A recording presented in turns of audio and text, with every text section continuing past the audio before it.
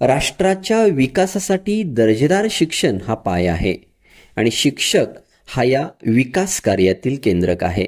शिक्षणाची उद्दिष्टे साध्य करण्यासाठी शिक्षकांना प्रशिक्षणाच्या माध्यमातून शिक्षणातील बदलती धोरणे, शिक्षणाबाबतच्या समाजाच्या अपेक्षा, नवीन संकल्पना याबाबत शिक्षकांना अद्ययावत होणे गरजेचे आहे, असे प्रतिपादन कोल्हापूर डाएटच्या अधिव्याख्याता स्नेहल पेडणेकर यांनी केले.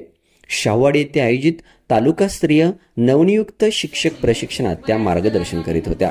सदर 7 दिवसीय प्रशिक्षणात NEP 2020, शिक्षणाची बदलती धोरणे, शालेय व्यवस्थापन, अभिलेखे, विद्यार्थी लाभाच्या योजना, विविध शालेय समित्या, मूल्यमापन, अध्यापन पद्धती अशा 16 घटकांचा या प्रशिक्षणात समावेश आहे.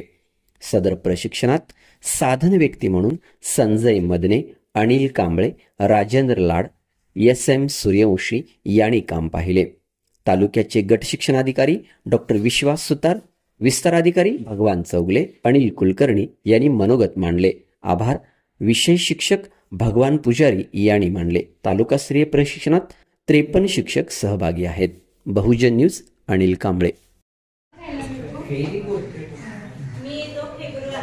फेब्रुवारी, मार्च, एप्रिल, मे मध्ये आणि उन्हाळ्याची सुट्टी घेऊन मुलांच्यासाठी किती भारी बघा, मस्त छान छान छान. मुलांना आवडणारा ऋतू असेल तर सुट्टी भेटते.